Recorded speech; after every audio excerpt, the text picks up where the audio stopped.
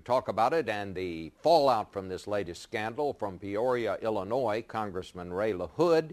He is close to Speaker Hastert, and in Washington, Congressman Tom Davis, himself a former page.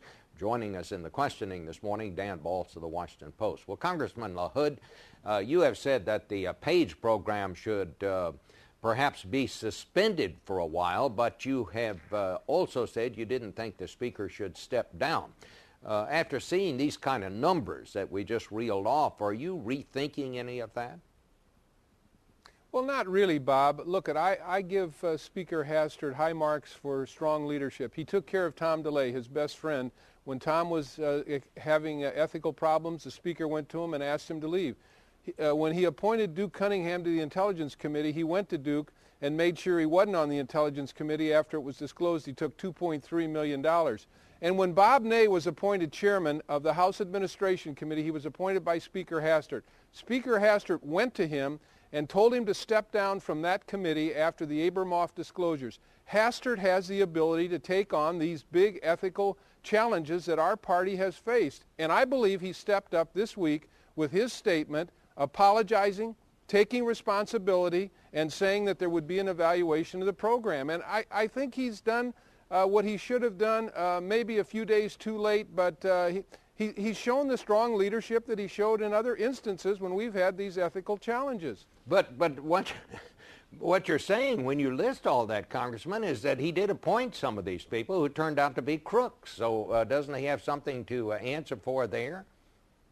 Well, they weren't crooks when he appointed him, Bob. For certainly they would have never gotten the positions they got had they had these ethical challenges. And when it was disclosed that they did, he took care of it. And particularly when you think of what he went to Tom DeLay and said, Tom, you have to leave the House. This is the fellow that made him Speaker on the second day of impeachment when DeLay rounded up the votes for him. And look at Denny Hastert has shown strong leadership when he's been called upon to do it. There's no dispute about that, and I think he did it late this week with a very strong statement that he made from his office in Batavia, Illinois. Well, let's turn now to your colleague, Tom Davis. Virginia, you were once the chief strategist for Republicans, the chief fundraiser for House Republicans. How do you think the Speaker handled this? Well, I think they were slow out of the starting blocks. There's no question about it. Now it's going to be investigated. Everybody's going to be sworn under oath, be interrogated, and we'll have a complete report. But, it's taken a week of fumbling around to get to where we are. And so instead of talking about how we have the lowest unemployment rate in the world, the stock market hit a new all-time high, oil prices are down 25%, we're fumbling talking about these other issues, and that's not good for us. Well, do you think that Speaker Hastert ought to stay on, Mr. Davis? I just think let's wait till the investigation. There's so much finger-pointing at this point. We're going to have an investigative report very soon. I think anybody that hindered this in any kind of way, that tried to step in the way of hiding this or covering it up, is going to have to step down, whoever that is, and let's wait for the report. Congressman, last week, Speaker Hastert suggested that the news media and the Democrats may have been behind this. Is there any evidence that this was some kind of Democratic plot to do in the Republicans, or wasn't this something that was made by the Republicans? Well, it was made by Mark Foley, and it was his actions. I mean, I'm sure the Democrats would love to stir this thing up and keep it going. That's politics. But at this point, I think we need to go regular order. We need to focus on what are the facts of this case and investigate it and get the facts out there. Do you think it would be helpful if Speaker Hastert said now he will not stand for re-election whether the Republicans win or lose the House? I don't think that's going to satisfy the Democrats. I think it just keeps a feeding frenzy going. I think we just need to go regular order, get this investigation over, let the chips fall where they may, and get out in the next 30 days and talk about the other issues that are important to the American people. And right now, there's no oxygen for those issues, and that's hurting Republicans. Let me ask you, both of you, and I'll go to you first, Mr. Davis. The job you used to have, and that was as the chief fundraiser and strategist, is now held by another congressman, Mr. Reynolds, who actually went to Mark Foley, and we now know he apparently knew about all of this and urged him to run for re-election.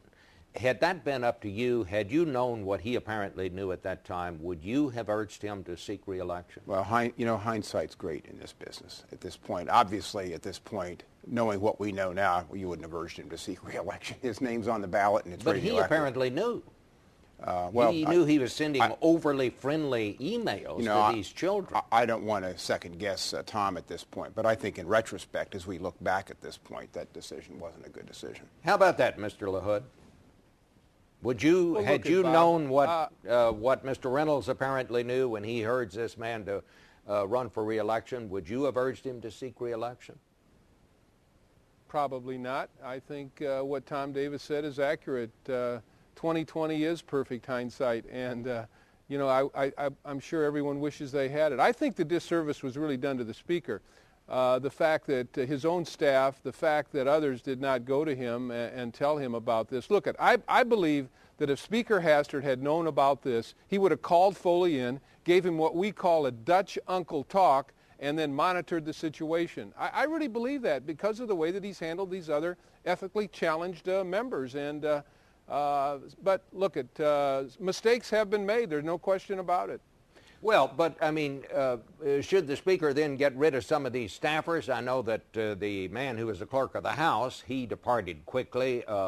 There's been some rearranging of the chairs on the deck there. But shouldn't a Speaker, once he found out about this, have told his staffers, how in the world could this have happened, and you didn't tell me about it? And some of those people still work for him. Well, Bob, I'm sure that he's had a very serious talk with his top staff people, and I'm sure he's very angry about the fact that they withheld this information. I'm a former staffer of 2 members, and if this would have been disclosed to me as Chief of Staff to Bob Michael, I would have taken it to him, and I guarantee you Michael would have handled it just the way Hastert would have handled it had he known about it. So I hope he's talked to his staff. He deserves better than that. Mr. LaHood, I'd like to ask you about another member of the leadership, the Majority Leader John Boehner, who last week said on 2 different occasions that he had informed, he had passed this on to the Speaker's office, that it was in the Speaker's court, that, you know, that was his problem and the Speaker's problem and not anybody else's. Do you think that he was trying to undercut the Speaker in the way he was doing that? Was he trying to put some distance and protect himself and throwing it on the Speaker? Look, there's been a lot of ducking and dodging and diving and weaving all week long, and I agree with Tom Davis. This thing should have been handled early week. We had a conference call of all our Republicans on Monday, and I suggested that somebody take responsibility and we suspend the Page program. We needed to take dramatic action for political reasons and professional reasons. And, you know, I've seen what other members have said and other leadership have said, and I also know that Congressman Boehner and others have put out statements after the Speaker's statement supporting him and supporting him as Speaker. So, you know, obviously there is a lot of finger pointing that had gone on earlier in the week, but I do think people are behind the Speaker now, Dan.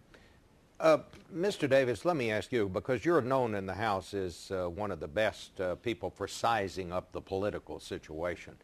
Do you think this scandal is going to be wide enough known, and will people be so concerned about it that it could tip the House toward the Democrats taking control? Do you think Republicans are going to lose the House as a result of this and the other things we saw that people feel so strongly about?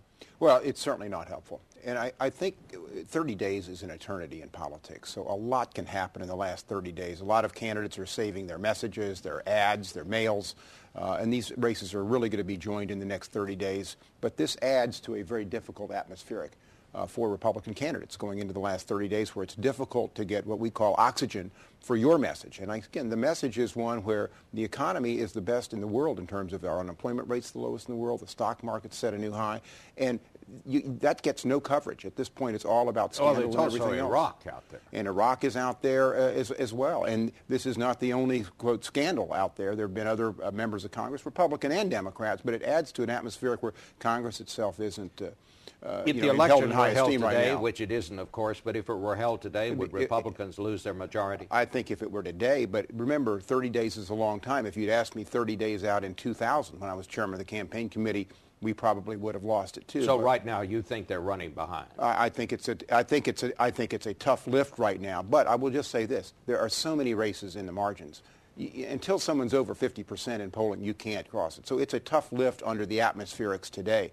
But you don't time elections for today. You time it for 30 days from now. I think Republicans have good get-out-the-vote strategies. What about you, Mr. LaHood? How bad? Are Republicans in bad shape right now?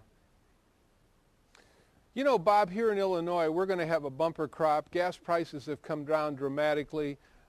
People are feeling pretty good about the economy in our area, and that's what I think we have 3 very competitive races in Illinois, and I think our people need to talk about these issues and really persuade the voters.